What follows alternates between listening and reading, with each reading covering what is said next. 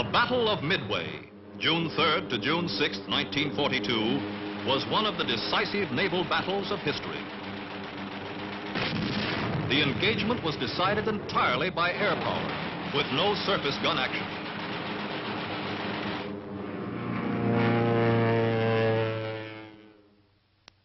At Midway, the Japanese repeated the pattern of the Coral Sea 1 month before. They approached in widely separated groups, seeking to draw out the American forces, and included a secondary operation, the Aleutians. The Doolittle raid on Tokyo of April 18, 1942, strongly influenced Japanese plans. The Japanese High Command accelerated their advance into the Solomons and New Guinea. Further advances were planned to include New Caledonia, the Fiji Islands, and Samoa. These to be followed by the capture of the strategic island of Midway and the occupation of the Aleutians. Many of these objectives had been set forth in previous plans. But the Battle of the Coral Sea had checked the Japanese advance southward by sea. The advance to the eastward was then ordered by Imperial headquarters. Thus, the lines of American communication would be cut, the areas west of Pearl Harbor would be denied, the balance of naval power in the Pacific would be upset. The Japanese Commander-in-Chief Combined Fleet felt that as a result of Pearl Harbor, the American fleet was temporarily inferior. But the American industrial potential made a fleet action imperative on the part of Japan. The approaches to Japan must be strengthened. By departing from their established naval policy of holding their fleet in Japanese-controlled waters and threatening something the Americans prized, the Americans might then feel compelled to commit their weaker forces and thus be brought to a vulnerable position. Thus, he hoped to bring off a decisive battle near Midway. Preceding the Midway attack by 1 day, there was to be reconnaissance in force against Dutch Harbor, which was to be struck a paralyzing blow to cover the seizure of Edak, Kiska, and Attu. This move would act as a diversion to Midway. Kiska and Midway could be used as bases for barrier patrols to detect any surprise penetration toward the heart of the empire. The Japanese commander believed that there would not be any powerful American units with carriers near Midway. He believed that the Americans patrolled daily west and south of Midway at a radius of 500 miles, but were not as vigilant in the northern area. He estimated the defenses of Midway to be strong and that submarines operated in the area.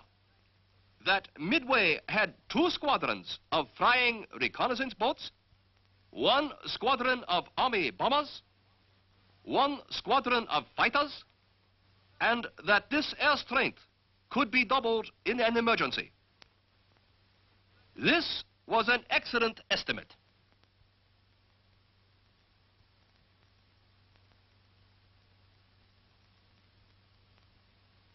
Here is the Japanese commander's estimate of the American surface units in the Hawaiian area. He estimated 2 to 3 carriers. Actually, there were 3. He also estimated 2 to 3 special carriers and 2 battleships, but there were none in the Hawaiian area. He estimated 4 to 5 heavy cruisers, when actually there were 7. 3 to 4 light cruisers, there was only 1, and 4 very light cruisers, of which none were present.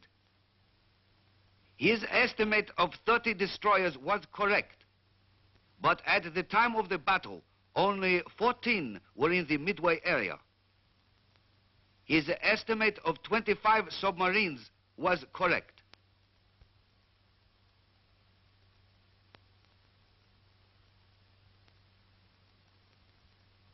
The Japanese commander of the Aleutian forces believed that at Dutch Harbor there were considerable military installations and patrol craft, but he felt it could be captured easily. He also believed that Kiska and Attu had military installations and patrol craft. He estimated that normally there were 20 patrol planes and 10 fighters at Dutch Harbor. That 2 squadrons of patrol planes were in Kodiak and 1 squadron at Sitka. This was a fair estimate, but his failure to learn of the newly constructed Army airfield at Fort Glenn on Umnak Island had an adverse effect on the conduct of his operations. All the Japanese fleets, including the naval air fleets, but excepting the China Seas Fleet, were under the command of the Commander-in-Chief Combined Fleet, Admiral Isoroku Yamamoto. For the Midway operation, the Combined Fleet was organized into 6 coordinate task forces: Mobile Force, Main Force, Midway Occupation Force, Northern Force, Base Air Force, and the Submarine Force. The strength of these task forces was as follows. The Mobile Force consisted of 4 first-line carriers: the Kaga, Akagi, Soryu, and Hiryu, carrying a total of 234 aircraft. These were screened by 2 battleships, the Haruna and Kirishima. These ships possessed high speed and light armor. 2 heavy cruisers, the Tone and the Chikuma. 1 light cruiser, the Nagara, and 12 destroyers. The force was self-supporting and accompanied by its own supply ships. This powerful offensive weapon was designed to meet any American threat. But in spite of the lesson of the Coral Sea, the Japanese did not feel the need of more ships for anti-aircraft fire. The main force was composed of 1 aircraft carrier, the Zuiho, 7 battleships, the Nagato, the Mutsu, the Ise, the 65,000-ton Yamato, the Hyuga, the Fuso, and the Yamashiro. 3 light cruisers, the Kitagami, the Oi, and the Sendai. 15 destroyers, and 4 supply ships. This powerful surface force should have been able to defeat the Americans if it had moved against them. The Midway Occupation Force consisted of 5 groups. The 2nd Fleet Group, 2 battleships, the Kongo and the Hiei.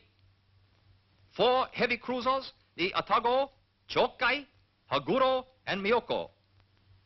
1 light cruiser, the Yuri, 7 destroyers, and 3 supply ships.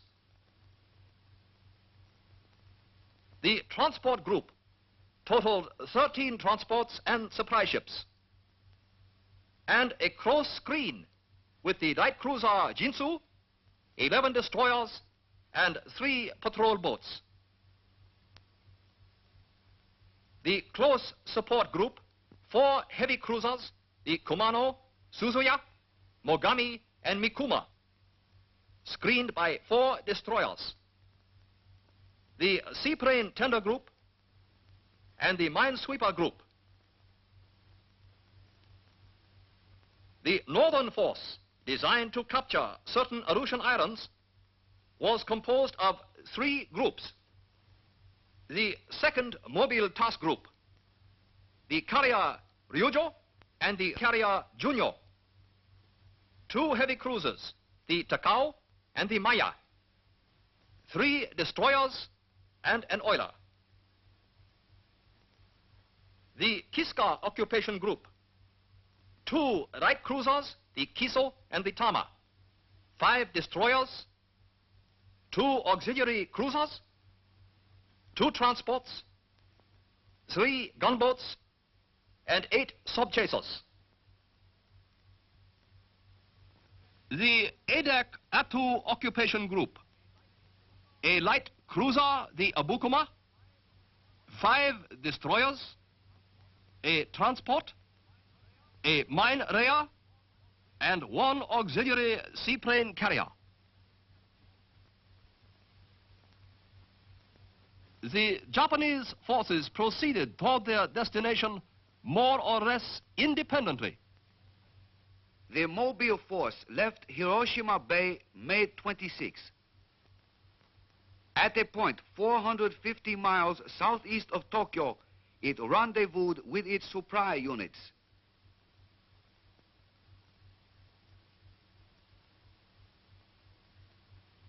On June 3rd, it was 600 miles northwest of Midway.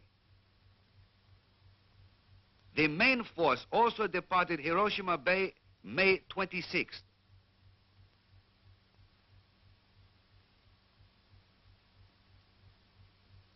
On June 3rd, the main force divided into 2 groups. The main group and the Aleutian support group, which headed toward the Aleutians. The Midway occupation force left Japanese waters in widely separated groups. The minesweeper group departed Saipan May 25th for Midway via Wake Island.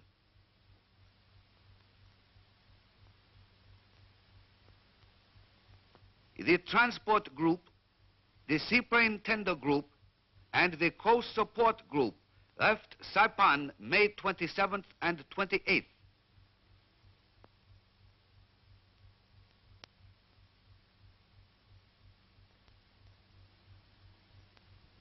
The Second Fleet Group left Japan May 28th.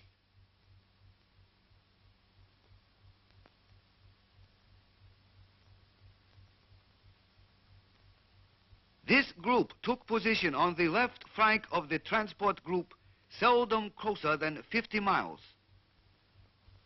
The northern force left Japanese waters in 3 separate groups. The Second Mobile Task Group left Honshu Bay May 25th and headed for a point 400 miles from Dutch Harbor.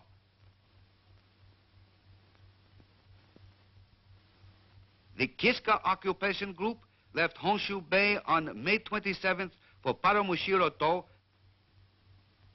and from there departed for Kiska Island on June 1st. The Edak Atu occupation group left Honshu Bay on May 28th for the Aleutian waters.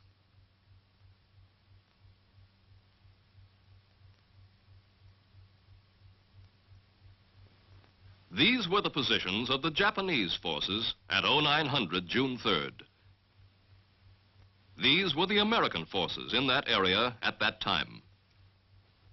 Throughout this film, the movements of the Japanese forces will be shown in black, the American forces in white. The broad Japanese plan for the Midway operation appears sound, but the wide deployment of the principal forces does not appear sound. The main force could not support the mobile or the occupation force unless they retired upon the main force, which was 600 miles to the westward of the mobile force and an equal distance to the northwestward of the occupation force. The deployment of the northern force was well planned. The raid on Dutch Harbor did succeed in furnishing a diversion from Midway.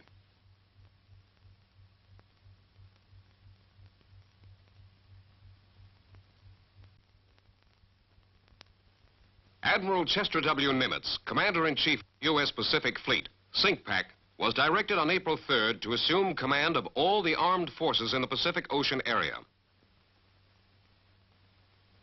Early in May, intelligence reached CINCPAC that caused him to believe the Japanese planned an invasion thrust at Midway and the Aleutians early in June. This information was remarkably complete. SINCPAC not only considered that he knew of the projected operations, but also he had quite comprehensive information of the strength of Japanese forces involved, their general direction of approach, and the approximate date on which each phase of the operation was to be launched. From this information, SINCPAC was able to make this estimate of the Japanese combatant ships to be used in the Midway action. Let us compare this estimate with the number of Japanese ships that were actually present. The estimate of carriers, heavy cruisers, and submarines was reasonably correct. But his estimate of the number of Japanese battleships, light cruisers, and destroyers was seriously in error.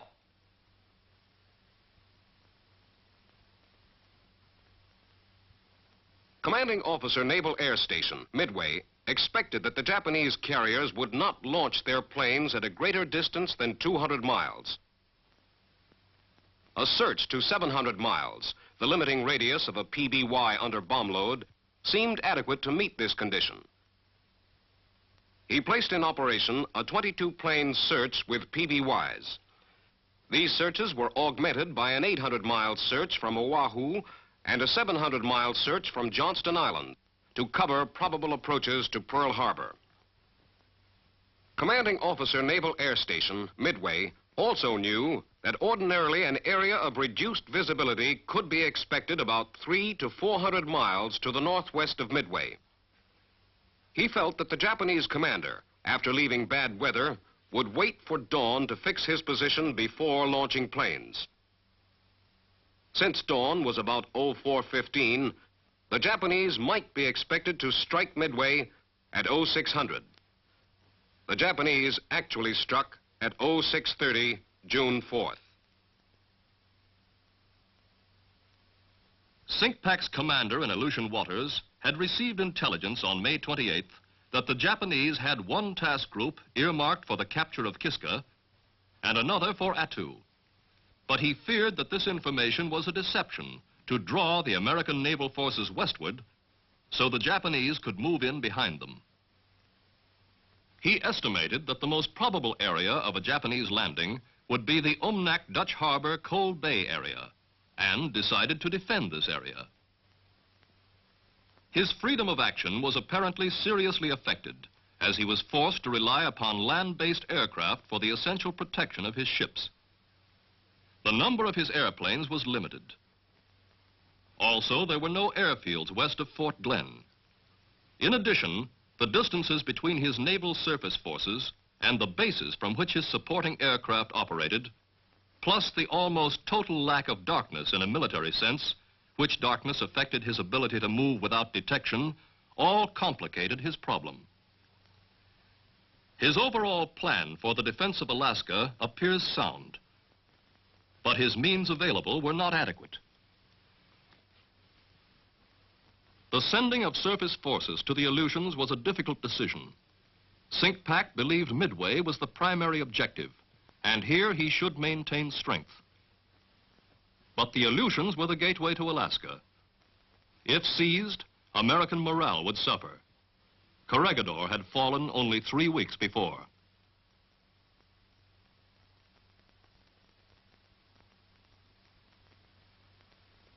On May 12th, Commander-in-Chief U.S. Fleet, Cominch, and Chief of Staff, U.S. Army, informed all subordinates that area boundaries should in no way restrict operations aiding the common cause. This avoided the boundary restraint of the Coral Sea action. On May 14th, a state of fleet-opposed invasion in the Hawaiian coastal and sea frontiers was declared. The principal responsibility to oppose the invasion was given to the Navy, with unity of command in SINCPAC. On May 21st, Cominch declared a prospective state of fleet-opposed invasion in the Aleutians. At the same time, SINCPAC formed Task Force 8, the Northern Pacific Force, under command of Rear Admiral Robert A. Theobald, U.S. Navy, to oppose advance of the enemy in the Aleutian-Alaskan area. Commander Task Force 8 designated the Naval Air Detachment, Alaskan Aleutian Area, as Task Group 8.1 under command of Captain L.E. Gehrys, U.S. Navy, and the 11th Air Force as the Air Striking Group, Task Group 8.3 under the command of Brigadier General S.B. Butler, U.S. Army. This was not in accordance with the Joint Chiefs of Staff directive that, in order to obtain unified air operations, Commander Alaskan Army Air was to command all Army and Navy air groups in Alaska. By this division of command, unity of command of all air forces in Alaska ceased to exist. Task Force 1, composed of the old battleships, was located at San Francisco. It took no active part in the battle. Commander Task Force 11, Rear Admiral Aubrey Fitch in the Chester, was anchored at San Diego June 3rd, arriving from Tonga-Taboo June 1st. Task Group 11.1, the carrier Saratoga, the cruiser San Diego, and 4 destroyers were en route toward Pearl Harbor, commanded by Captain D.C. Ramsey, U.S. Navy, in the carrier Saratoga. Task Force 7, the submarine force, was divided into Task Group 7.1, the Midway patrol of 12 submarines. Task Group 7.2, the support patrol of 3 submarines. Task Group 7.3, the Oahu patrol of 4 submarines. Commander Task Force 7 was Rear Admiral Robert H. English, U.S. Navy. He stationed his submarines as indicated because SINCPAC's intelligence pointed to a Japanese attack through the northwest quadrant. Task Force 16, under the command of Rear Admiral Raymond A. Spruance, had been recently recalled to Pearl Harbor from the South Pacific area. Task Force 16 consisted of 2 first-line carriers, the Enterprise and Hornet, 5 heavy cruisers for screen, the Vincennes, New Orleans, Minneapolis, Pensacola, Northampton, 1 light cruiser, the Atlanta, and 9 destroyers, the Phelps, Balch, Ellett, Maury, Monaghan, Warden, Aylwin, Benham, and Cunningham. Task Force 17, under the command of Rear Admiral Frank Jack Fletcher, with the carrier Yorktown damaged in the Battle of the Coral Sea, arrived in Pearl Harbor May 27th. The rapidity of emergency repairs allowed Task Force 17 to sortie 3 days later. Task Force 17 had the Yorktown, a screen of 2 heavy cruisers, the Astoria and Portland, and 5 destroyers, the Russell, Hughes, Morris, Anderson, and Hammond.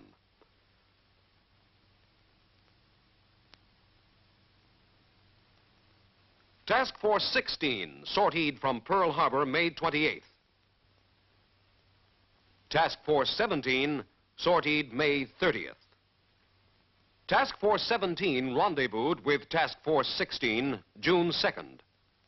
On June 3rd, they were 320 miles from Midway. The 2 task forces operated independently. It was then believed that a 1-carrier task group could maneuver better under air attack and avoid collisions. This striking force, Task Force 16 and Task Force 17, was the main opposition to the seizure of Midway. Its air groups were well trained, although the Hornet crew lacked combat experience in the Pacific. SINCPAC placed this striking force where he could either outflank the expected Japanese forces or transfer it to the Aleutians. Comminch directed SINCPAC to oppose the Japanese forces by attrition tactics only and not to unduly risk cruisers and carriers. In compliance, SINCPAC directed his striking force commanders to be governed by the principle of calculated risk, the avoidance of exposure to attack by superior forces without good prospect of inflicting greater damage to the enemy.